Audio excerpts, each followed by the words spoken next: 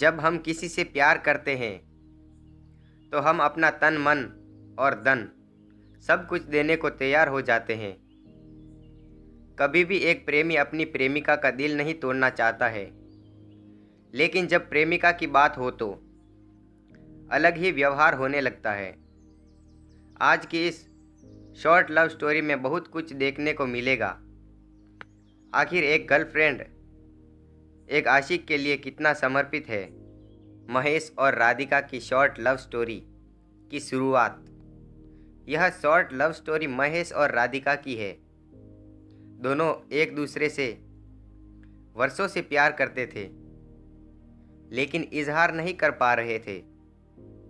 एक दिन महेश के घर में बर्थडे पार्टी थी, तो उसमें राधिका भी शामिल थी। राधिका को देखकर महेश मदहोश होता जा रहा था। वो सोच रहा था कि आखिर राधिका को अपने प्यार के बारे में कैसे बताऊं। उतने में राधिका ने उससे उसके घर छोड़ने के लिए कहा, तो महेश बहुत ही प्रफुल्लित मन से तैयार हो गया और रास्ते में अपने दिल की बात बताई। तो राधिका बोली, नहीं महेश, मैं आपको भाई मानती हूँ, उम्र में भी मैं छोटी हूँ। तो महेश गाड़ी रोककर राधिका के पैर पकड़ लिया। महेश ने कहा, बस मुझे आपके कदमों में रहना है। आखिर में राधिका मान गई और कॉल और व्हाट्सएप पर बात न करने की सलाह दी। महेश भी उसकी हर बात को बिना किसी हिचक के एक्सेप्ट किया। इतने में उसका घर आ गया। महेश ने उसे उसके घर पर छोड़ दिया। अब उसकी लव स्टोरी की कहानी तो शुरू हो गई, लेकिन महेश के मन में कहीं न कहीं से कॉल पर बात न करने का गम था। उसे फील हुआ राधिका पहले से ही किसी से अटैच में है। उसके खुशी में बाधा बन रहा हूँ। वो खुश है तो मेरा प्यार खुश है। इतना सब कुछ मंथन करने के बाद महेश ने लड़की से माफ़ी मांगने का फैसला किया।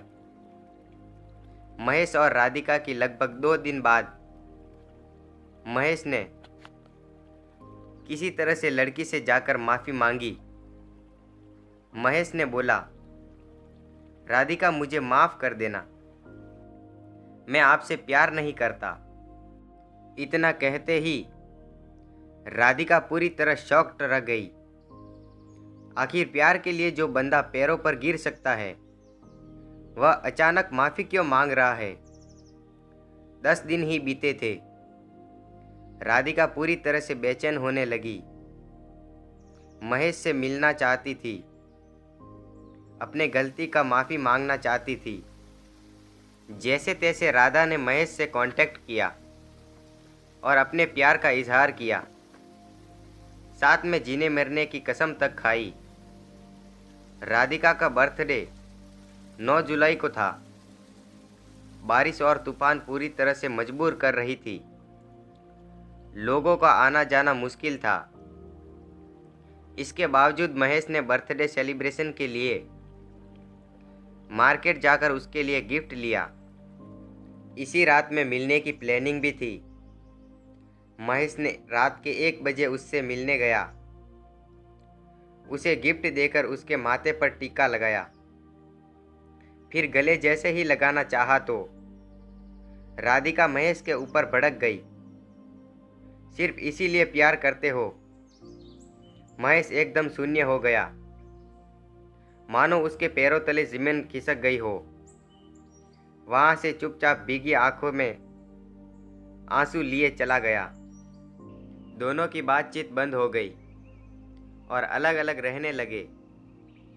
महेश के दिल पर जो चोट लगी थी, वह कभी नहीं भुला सकता था। उसके सारे कमेंट को ब्लॉक कर दिया था। 2 महीने बाद राधिका ने अपने फ्रेंड के नंबर से कॉल करके माफ़ी मांगी, तो महेश ने साफ इनकार कर दिया। मैं कभी भी आपसे संपर्क नहीं रखना चाहता हूँ, मैं आपके काबिल नहीं हूँ। इतना सुनते ही राधिका रोने लगी।